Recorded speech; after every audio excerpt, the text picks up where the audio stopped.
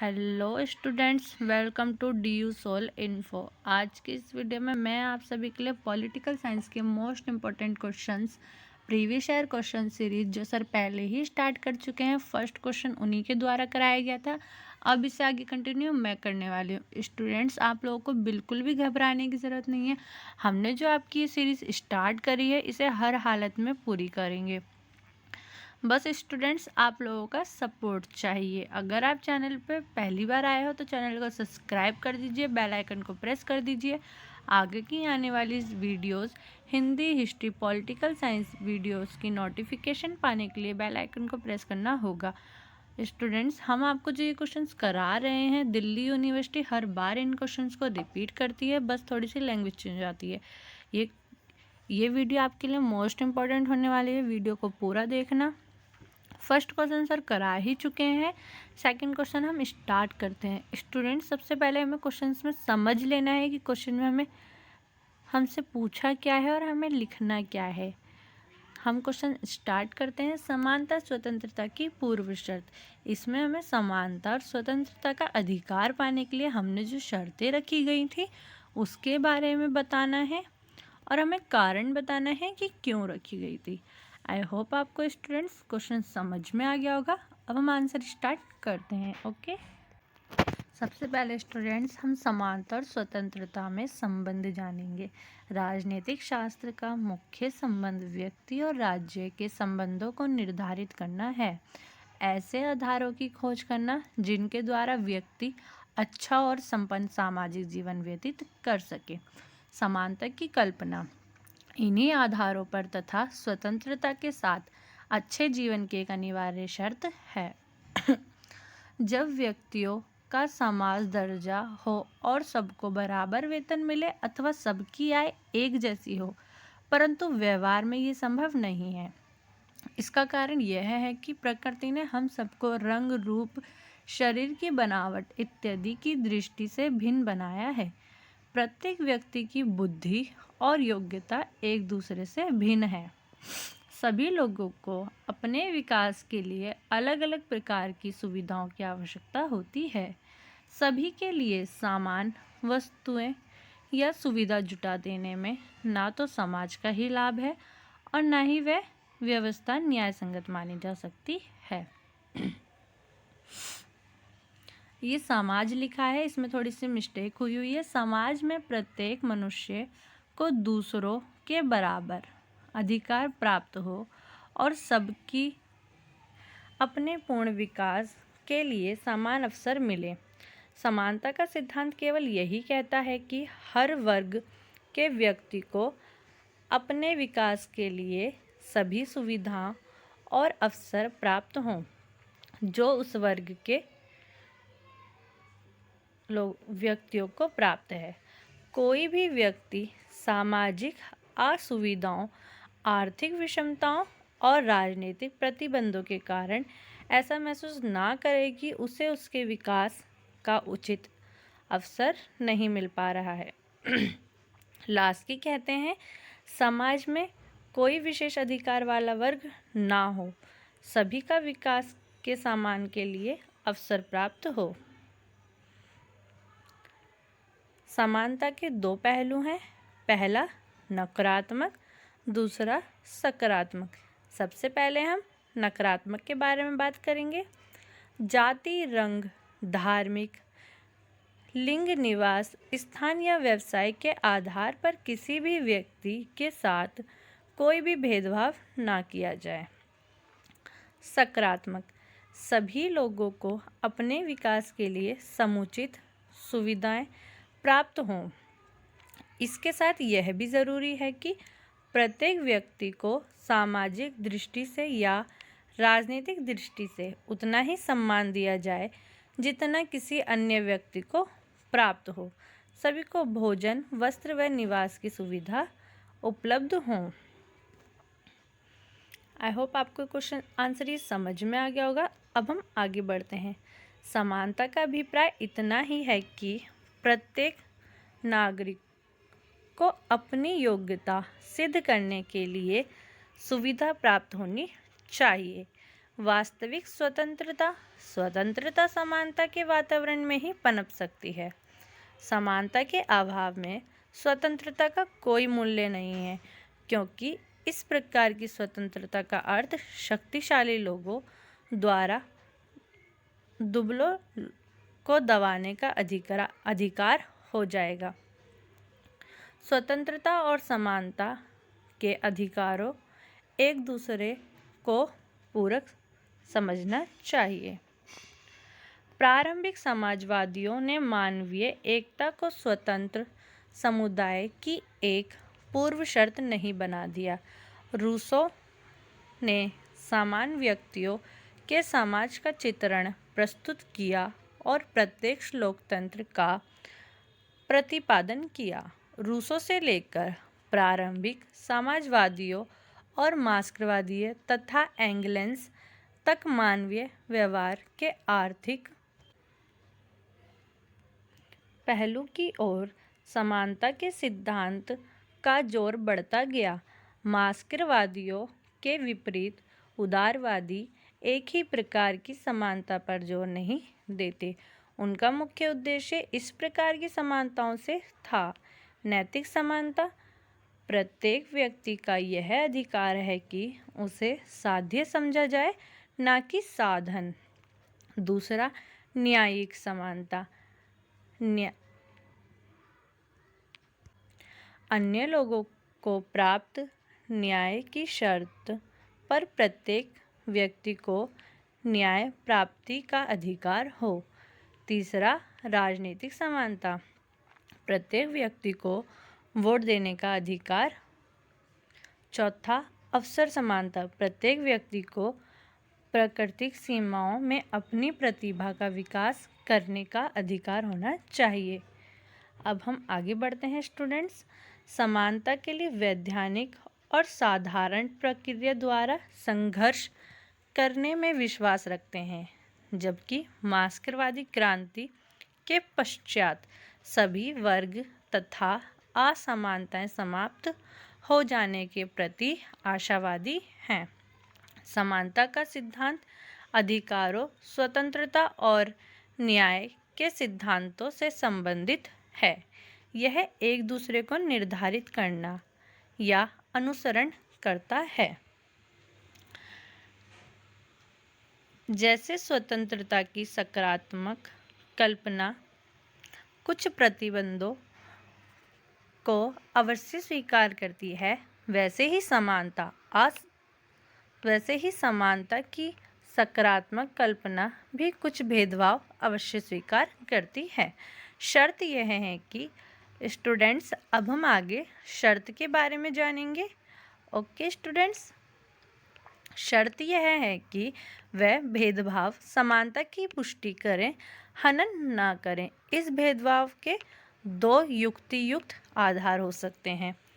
पहला, का भेदभाव का तर्कसंगत कारण अवश्य हो। दूसरा, कमजोर पक्ष को कुछ छूट देनी चाहिए ताकि ताकतवर पक्ष के मुकाबले उससे नुकसान उठाना ना पड़े।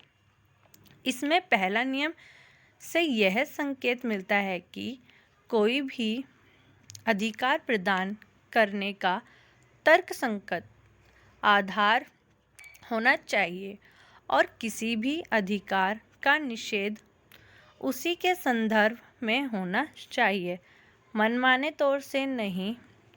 अन्यथा ये भेदभाव ऐसी स्थिति को जन्म देगा जिसमें एक वर्ग दूसरे वर्ग का शोषण करने की छूट मिल जाएगी। अल्पसंख्यक वर्ग के निर्णयकारी संस्थाओं, सार्वजनिक सेवाओं इत्यादि में यथोचित प्रतिनिधित्व देने की विशेष व्यवस्था समानता के सिद्धांत के अनुरूप होगी। भारत में अनुसूचित जातियां और अनुसूचित जनजातियों के सदस्यों के लिए बहुत सारी व्यवस्था की गई हैं, जैसे सार्वजनिक सेवाओं और शिक्षा संस्थाओं में उनके लिए सुरक्षित स्थान इत्यादि। यह सारी विशेष व्यवस्था इसलिए बनाई गई है कि सदियों से अपने पिछड़ेपन के कारण वह अन्य नागरिकों के साथ समानता के स्तर पर मुकाबला नहीं कर सकते। उनके लिए विशेष व्यवस्था तब तक कायम करनी होगी जब तक यह निश्चित ना हो जाए कि उनका समुचित सामाजिक आर्थिक विकास हो चुका है और वो समानता के स्तर पर दूसरों का मुकाबला कर सकते हैं। स्टूडेंट्स, अब हम आगे बढ़ते हैं। समानता के विभिन्न पक्ष। अब हम इसमें कानून के बारे में पढ़ेंगे। कानूनी समानता। कानून में समक्ष समानता उदारवाद के मुख्य आदर्श में से एक है। बेन और पीटर्स के अनुसार कानूनी समानता का अर्थ स्वयं नियम वैधानिक शासकों का वास्तविक व्यवहार होता है। दूसरों शब्दों में, कानून सबकी, चाहे धनी हो या वो निर्धन हो, ऊंचे पद पे हो चाहे वो नीचे पद पे हो, कानून सबकी रक्षा करता है। वैधानिक प्रणाली कानूनी समानता पर आधारित होनी चाहिए। इसका अर्थ यह नहीं है कि सब स्त्री पुरुषों को समान अधिकार दिया जाए और उसके समान कर्तव्य हों। मनुष्य के अनुसार और कर्तव्य उसके वैधानिक व्यक्तित्व के साथ बदलते रहते हैं। विशेष अधिकार और विशेष कर्तव्य अपनी स्वेच्छा के प्राप्त किए जा सकते हैं। यदि कानून यह कहता है कि सभी हत्यारों को फांसी लगा देनी चाहिए, तो इस प्रकार से सभी दोषी के साथ समान व्यवहार होना चाहिए। न्यायालय सभी के साथ समान रूप से व्यवहार करेगा। समान अपराध करने पर उच्च अधिकारी से लेकर साधारण से साधारण नागरिक तक सभी के साथ समान रूप से दंड के भागी होंगे। भारतीय संविधान की प्रस्तावना समस्त नागरिकों को अन्य बातों के अलावा अवसर व प्रतिष्ठा की समानता प्रदान करती है। अब हम पढ़ेंगे राजनीतिक समानता के बारे में। राजनीतिक समानता वास्तव में कानूनी समानता का एक महत्वपूर्ण पक्ष है। इसका अर्थ यह भी है कि प्रत्येक व्यक्ति को यह अधिकार प्राप्त है कि वह शासन की नीति पर प्रभाव डाल सके और राजनीतिक में भाग ले सकें। यथार्थ शासन में भाग लेने का अवसर सभी नागरिकों को समान रूप में मिलना चाहिए। विधायिका सभाओं और प्रशासन संस्थाओं के निर्वाचन में प्रत्येक नागरिक को मतदान देने का और उम्मीदवार बनकर खड़े होने का अधिकार होना चाहिए। समान योग्यता होने पर समान उन्नति करने का और योग्यता अनुसार में सभी नागरिकों ऊंचे से ऊंचा प्रशासनिक पद पाने का भी प्रत्येक नागरिक को समान अवसर मिलना चाहिए। भारत में संविधान में सभी नागरिकों को राजनीतिक अधिकार समान रूप से उपलब्ध है। आज अधिकांश लोकतंत्रों में वैधानिक और राजनीतिक समानता को कार्यान्वित करने का प्रयास किया जा रहा है। यह अलग बात है कि अभी इस क्षेत्र में सफलता की प्राप्ति नहीं हो सकी है। अब हम पढ़ेंगे सामाजिक समानता। आज के युग में समानता की वैधानिक और राजनीतिक व्याख्या की अपेक्षा इसके सामाजिक और आर्थिक पहलू महत्वपूर्ण हैं। इसके साथ ही दक्षिण अफ्रीका में जातीय भेदभाव का व्यवहार हमारे समय के महत्वपूर्ण विवाद है। समाज में वंश, जाति, संप्रदाय और लिंग के आधार पर सदा ही भेदभाव होता आया है। सभी देशों में पुरुषों की तुलना में स्त्रियों को निम्न स्तर पर रखा गया है। सामंतवाद के नष्ट होने पर कुलीन और साधारण नागरिकों का भेद मिट गया। धार्मिक तथा जाति के आधार पर जो असमानताएं चली आ रही थी वह कम हो रही है, परंतु मध्य वर्ग समाज में वास्तविक रूप में समानता का वातावरण उत्पन्न न कर सकी। प्रत्येक प्राणी को समाज में बराबरी का दर्जा प्राप्त हो। भारतीय संविधान में ब्रिटिश शासन काल से चली आ रही है उपाधियों का अंत कर दिया है। स्त्री, बच्चों,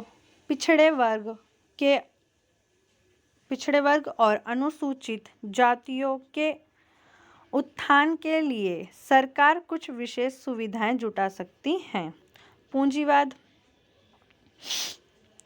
पूंजीवादी समाज में आर्थिक समानता का अभाव था। आर्थिक समानताओं को दूर किए बिना सामाजिक समानता स्थापित करना कठिन है।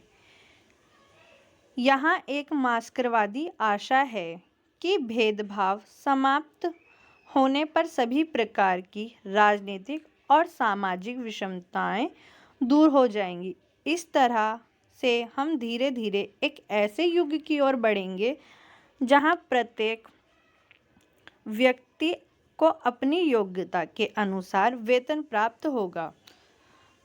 सोवियत रूप में समाजवादी क्रांति सफल होने पर ही वास्तविक अर्थ में सामाजिक समानता की स्थापना हुई, क्योंकि वह उत्पादन के साधनों के राष्ट्रीयकरण द्वारा आर्थिक और सामाजिक विषमताओं